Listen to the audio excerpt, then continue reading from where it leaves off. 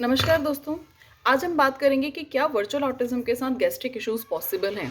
Yes, of course possible हैं और logical भी हैं, क्योंकि आपके बच्चे ने जब चलना शुरू किया 1 साल की उम्र में, उसके पहले उसको स्क्रीन आपने दे दिया। मतलब नॉर्मल में जब बच्चा चलना शुरू करता है तो वो घर ही घर में कम से कम 500 स्टेप्स लगा लेता है। आपने भी जब चला होगा, आपने अपने पास भाई बहनों के बच्चों को भी देखा होगा, चाचा दादा के बच्चों को देखा होगा कि बच्चे चलते ही जाते हैं। हम ये कहते हैं थकते ही नहीं है यार, रुकता ही नहीं है, चलता रहता है, लगातार चलता रहता है। ये जो नॉर्मल वॉकिंग पैटर्न है ये डाइजेशन को हेल्प करता है। हमारी बॉडी में जो नॉर्मल फ्लोरा है, नॉर्मल बैक्टीरियाज हैं जो डाइजेशन पे हेल्प करते हैं, जिनको हम गट बैक्टीरियाज कहते हैं, गट हेल्थ के नाम से डॉक्टर्स उसको इंडिकेट करते हैं। इसको मेंटेन करने के लिए एक minimum number of physical activity ज़रूरी है। जैसे बड़ों में हम 10,000 स्टेप्स का आजकल फैशन है, आप इंटरनेट पे देखेंगे तो 10,000 स्टेप्स आपको कंपलसरी बोला है आपकी हेल्थ मेंटेन करने, स्पेशली गट हेल्थ मेंटेन करने। कॉन्स्टिपेशन है, एक्सरसाइज करो। डिहाइड्रेशन है, एक्सरसाइज करो। खाना नहीं पच रहा है, एक्सरसाइज करो। एसिडिटी है, एक्सरसाइज करो। ये हम लोगों में, बड़ों में कॉमन है। बच्चे अगर स्क्रीन के सामने 4 घंटे 6 घंटे बैठे हैं तो उनका खाना पचता नहीं है। उनको भूख लगे ना लगे, पेरेंट्स उनको खाना खिला देते हैं। खाना खिलाने के बाद अगर बच्चा ना मांगे तो आप उसे पानी नहीं पिलाएंगे। इस कारण पानी की मात्रा भी बच्चों में कम रहती है। अब पानी कम, फिजिकल एक्टिविटी कम, डिमांड्स नहीं है पर खाना खिलाया जा रहा है, मतलब पेट में तो खाना बंद हो गया, अभी तो कॉन्स्टिपेशन बनना ही बनना। तो गट हेल्थ बिगड़ना बहुत बहुत स्वाभाविक है। इसीलिए गैस्ट्रिक इश्यूज भी बहुत स्वाभाविक हैं। इसमें बच्चे का कॉन्स्टिपेशन होना हो सकता है, बच्चे का डिहाइड्रेशन होना हो सकता है, भूख नहीं लगना हो सकता है, खाना जब नहीं खाना है, फजी ईटर भी हो सकता है कि जब मम्मी ज़बरदस्ती खिलाई रही है 2 घंटे 3 घंटे में तो क्यों ना पसंद का खाना खाया जाए। कई पेरेंट्स अपने बच्चे को एक ही तरह के फूड आइटम पर स्टिक रखने की कोशिश करते हैं कि ये चीज़ वो आराम से खा लेते हैं पर बाकी चीज़ें खाने में इरिटेट करती है। तो वो जो चीज़ आराम से खा रहे हैं उसके पीछे लॉजिक है कि उसका तो खाना पचा ही नहीं है, डाइजेशन हुआ ही नहीं, उसे भूख ही नहीं लगी है। आप खिला रहे हैं इसलिए वो अपनी पसंद का खाना खा रही है।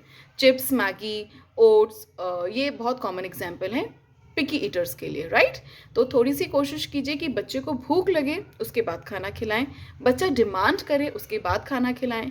दिन के हर 2 घंटे 3 घंटे में जो हम बच्चों को मील्स देते हैं उसमें कम से कम ऑल्टरनेट मील्स हो सके तो, अदरवाइज 2 मील्स दिन में फ्रूट्स, सैलेड या फाइबर्स की होना है। अब आप कहेंगे बच्चे फ्रूट्स नहीं खाते, तो बच्चों को फ्रूट्स खिलाना शुरू से शुरू करना पड़ता है। सर्दियां हैं तो हम अवॉइड करते हैं, बारिश है तो हम अवॉइड करते हैं।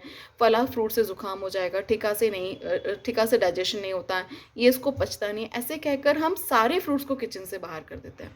बट बेसिकली अगर बच्चा कोई भी फ्रूट पसंद करता है, एप्पल है, बनाना है, पपायाज हैं जो सेफ फिगर में आते हैं, एटलीस्ट कम से कम एक प्लेट कोई भी फ्रूट, सीजनल हो सके तो बेस्ट है, बच्चे को खिलाएं। और 2 या उससे ज़्यादा फल खिलाते हैं तो बेस्ट है। सूप बनाइए, सैलेड बनाइए, अलग अलग पैटर्न से उनको खिलाने की कोशिश कीजिए, मील टाइम इंटरैक्टिव करके कीजिए। आप बच्चों को जितना रफेज, जितना फाइबर्स देंगे उतने बच्चे की गट हेल्थ अच्छी रहेगी और बच्चे का इम्प्रूव होने के चांसेस ज़्यादा हैं। यहाँ गौर करने वाली बात यह है कि एक और बहुत कॉमन कंडीशन सामने आई है जहाँ मेंटल हेल्थ इश्यूज होते हैं, दैट इज़ एलर्जिक बच्चे जिनको ग्लूटेन एलर्जी है। ऐसे बच्चों का हम ग्लूटेन एलर्जी टेस्ट कराते हैं, जिसमें हम गेहूं और शक्कर से होने वाली एलर्जीज को डिग्नोज करते हैं। अगर बच्चे को गेहूं या शक्कर से एलर्जी है तो भी इन बच्चों में 1.5 से 2 साल की उम्र के बाद मेंटल हेल्थ इश्यूज आते हैं, क्योंकि बच्चा शुरुआती स्तर पे तो दूध और मिक्स्ड डाइट पर होता है। तब तक हम बच्चे को एक बारी दलिया खिलाते हैं, खिचड़ी खिलाते हैं, दाल खिलाते हैं। 1.5 या 2 साल का होने के बाद फुल मील देना शुरू करते हैं कि दाल चावल रोटी सब्जी या मोर ऑन रोटी खिलाना शुरू करते हैं, और उसके बाद हमें बच्चे की प्रॉब्लम समझ आती है। यही वो उम्र होती है जब आप बच्चे को चॉकलेट इंट्रोड्यूस करते हो 1 साल के बाद, चॉकलेट, चिप्स या मार्केट फूड जिसमें शुगर कंटेंट ज़्यादा होता है, तो शुगर एलर्जी के केसेस बढ़ते हैं। अगर आपके बच्चे की गट हेल्थ वीक है तो आप अपने बच्चे का ग्लूटेन एलर्जी टेस्ट कराइए, जिसमें शुगर एंड गेहूं की एलर्जी टेस्ट हो। अगर उसके पैरामीटर्स अप डाउन हो तो अपने पीडियाट्रिशियन से मिलकर उसका सोल्यूशन देखिए। मिक्स फ्लोर खिलाना शुरू कीजिए, बच्चे को प्यार से सब कुछ खिलाइए ताकि उसकी गट हेल्थ अच्छी रहे। अगर डाइजेशन अच्छा है तो सब कुछ अच्छा है। वैसे भी आयुर्वेद के हिसाब से पहला सुख निरोगी काया बोला गया, और निरोगी काया में भी मोशन पास होना, सही समय पर प्रॉपर तरीके से मोशन पास होना इज द बिगेस्ट की of a healthy body, right. So stay safe, stay healthy, happy parenting.